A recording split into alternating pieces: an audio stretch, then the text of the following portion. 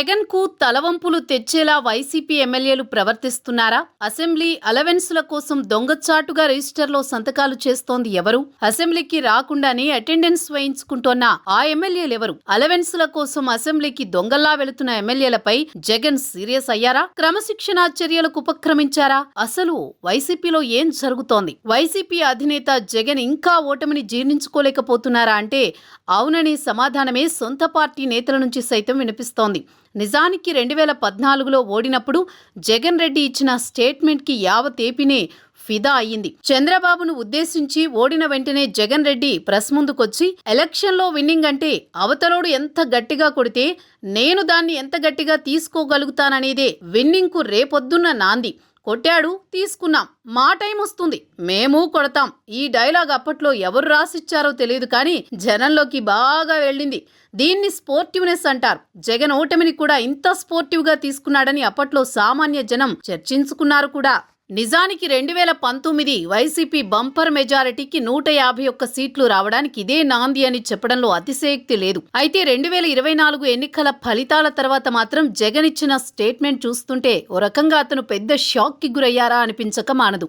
Why not 175 అన్న నోటితోనే ఓడిపోయాం, ఇప్పుడు కింద పడ్డాం, మళ్ళీ మా టైం వస్తుంది, కెరటంలా ఉవ్వెత్తున లేచి చూపిస్తాం, గెలిచి కాలరెగరేస్తామని చెప్పలేని కండిషన్ జగన్ లో నిస్సహాయత తొంగి చూసింది. అందుకేనేమో ఏమైపోయారు నా అక్క చెల్లెమ్మలు, ఎక్కడికి పోయాయి ఆ ప్రేమాభిమానాలంటూ పేలవంగా జగన్ మాట్లాడి తన ఓవర్ కాన్ఫిడెన్స్ కు ఇంత చెత్త రిజల్ట్ వస్తుందా అన్నట్లు బ్యాలెన్స్ తప్పి ఏదేదో చెప్పుకొచ్చారు. ఇదంతా 2024 జూన్ 4న అంటే 9 నెలల క్రితం జరిగింది. అయితే ఇప్పటికీ జగన్ తాను పరిపాలన అదరహో అన్నట్లు చేసినా కూడా జనం ఎందుకనో ఓటు వేయలేదని పలుమార్లు సొంత పార్టీ నేతలకు సైతం సర్ది చెప్పే ప్రయత్నం చేశారే గాని అసలు లోపం ఎక్కడుంది, ఎందుకని తమను తాము ఎక్కువగా ఊహించుకుని కూటమి పార్టీలను తక్కువ అంచనా వేశాననే పోస్ట్ మార్టం మాత్రం ఇప్పటి వరకు పార్టీలో జరగలేదు.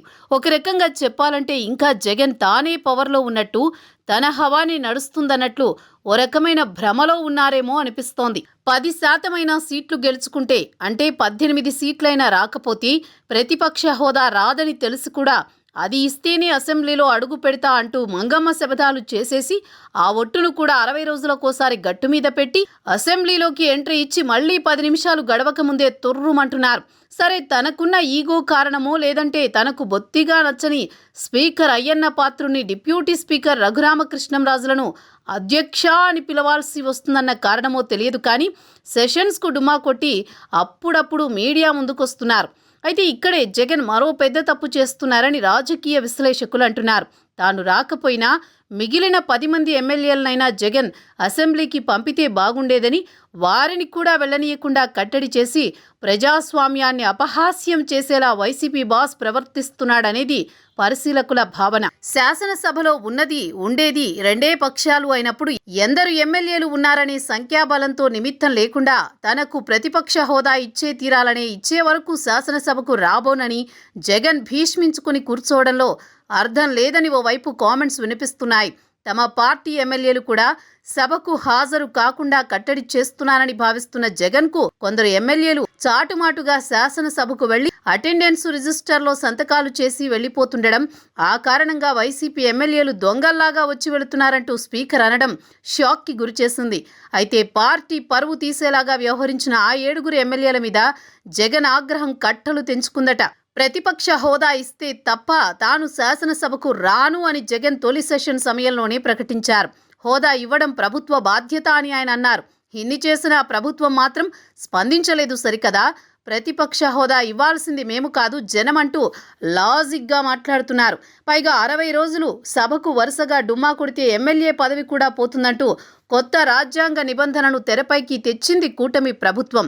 ఉప ఎన్నికలు తప్పవని ఫీల్ అయ్యారో లేదంటే ఆ రాద్ధాంతమంతా ఎందుకు అనుకున్నారో తెలియదు కానీ వైసీపీ ఎమ్మెల్యేలందరూ ఒకే ఒక్కరోజు మాత్రం సభకు హాజరై కాసేపు కూర్చుని ప్రతిపక్ష హోదా కోసం నినాదాలు చేస్తూ వాకౌట్ చేశారు. అయితే ఓ 7 వైసీపీ ఎమ్మెల్యేలు మాత్రం అటెండెన్స్ రిజిస్టర్లో సంతకాలు చేసి సభకు హాజరు కాకుండా వెళ్లిపోతున్నారు. ఇదే విషయం తన దృష్టికి వచ్చిందని స్పీకర్ అయ్యన్న పాత్రుడు శాసనసభలోనే ప్రకటించడం వారిని ఉద్దేశించి దొంగల్లాగా వచ్చి దొంగచాటుగా సంతకాలు చేయాల్సిన పనేముందంటూ స్పీకర్ అసహనం వ్యక్తం చేయడంతో జగన్కు తల కొట్టేసినంత పనైంది. గవర్నర్ ప్రసంగం తర్వాత వైసీపీ ఎమ్మెల్యేలు బాలనాగిరెడ్డి, తాటిపర్తి చంద్రశేఖర్, మత్స్యలింగం, విరూపాక్ష, విశ్వేశ్వరరాజు, ఆకేపాటి అమర్నాథ్ రెడ్డి, దాసరి సుధా తదితరులు వేర్వేరు సందర్భాల్లో వచ్చి సంతకాలు చేసి వెళ్లినట్టుగా గుర్తించానని స్పీకరు చెప్పారు. వాళ్లను సభలో మాత్రం తాను చూడలేదని, ఎన్నికైన సభ్యులు గౌరవంగా సభకు హాజరైతేనే బాగుంటుందని స్పీకర్ అన్నారు. సభాముఖంగా తన పార్టీ ఎమ్మెల్యేలు తన ఆజ్ఞని బేఖాతరు చేసి దొంగల్లాగా అసెంబ్లీకి వెళ్లడంపై జగన్ చాలా సీరియస్ అయ్యారట. వారు తప్పు చేసినట్లుగా ఎస్టాబ్లిష్ చేస్తూ స్పీకర్ అయ్యన్న పాత్రుడు మాట్లాడడం ఆయనకి అసహనం కలిగించినట్టుగా తెలుస్తోంది. రాజ్యాంగ నిబంధనను భయపడి పదవులు కాపాడుకునే ఉద్దేశంతో ఉన్నారేమో అని అందరికీ జగన్ పిలిచి క్లాస్ పీకినట్లు తెలుస్తోంది. అందులో కొందరు ఎటూ ఒకరోజు హాజరయ్యాం కదా, అసెంబ్లీకి వెళితే తప్పేంటి అంటూ జగన్ ముందే ప్రశ్నించినట్లు సమాచారం. అయితే ఒకసారి పార్టీ నిర్ణయంగా సభకు వెళ్లరాదని అనుకున్న తర్వాత కూడా ఆ 7 ఎమ్మెల్యేలు తన మాటను ధిక్కరించి సభకు వెళ్లడాన్ని జగన్ అస్సలు జీర్ణించుకోలేదట. అందుకే ఆ 7 మీద జగన్ రెడ్డి కోపంతో ఊగిపోతూ శివాలెత్తారని తెలుస్తోంది.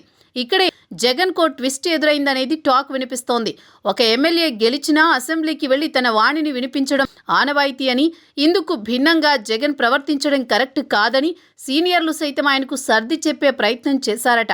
నియోజకవర్గంలో సమస్యలపై ఆ 10 మంది ఎమ్మెల్యేలు అసెంబ్లీకి వెళ్లి ప్రస్తావిస్తేనే తమకు ఓట్లేసిన ప్రజల్లో నమ్మకం కలుగుతుందని, అలా కాదని ఈగో కోసం సెషన్స్కు డుమ్మా కొడితే జనంలో నెగిటివిటీ పెరుగుతుందని పార్టీ సీనియర్లు సైతం చెప్పుకొచ్చారట. అయినా సరే తాను చెప్పిందే శాసనం అన్నట్లు జగన్ తన నిర్ణయానికి భిన్నంగా వ్యవహరించిన ఆ 7 క్రమశిక్షణా చర్యలు తీసుకోవాల్సిందేనంటూ పట్టుబట్టారట.